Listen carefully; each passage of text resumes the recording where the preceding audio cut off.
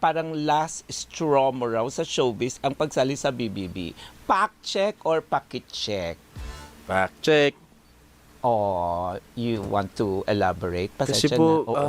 nasa mundo rin po kasi ako ng fashion. Oo, and oo. kahit papaano, nagkaroon na rin po ako ng career doon, nagagawa naman na maayos. So, sabi ko, siguro tong PBB, parang kung hindi pa to, parang wala na akong magagawa. Kasi yung PBB, most of the time po talaga yung mga nagiging housemates lahat.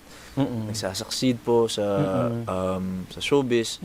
Parang naisip ko po, pag hindi siya nag-work, siguro hindi po talaga para sa akin. Kasi nilaban ko din naman po talaga yung showbiz. Ang dami ko din talagang nilunok na rejections and mga failures. Kaya yun po.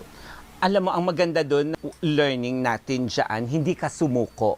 And that's more important, Yes, di ba? Try and try until you succeed. Kaya sa klase, kung cum laude ka sa kolehiyo, sa PBB, summa cum laude ka. Kaming dalawa. Kasi, di ba, kayong dalawa, summa cum laude, di ba?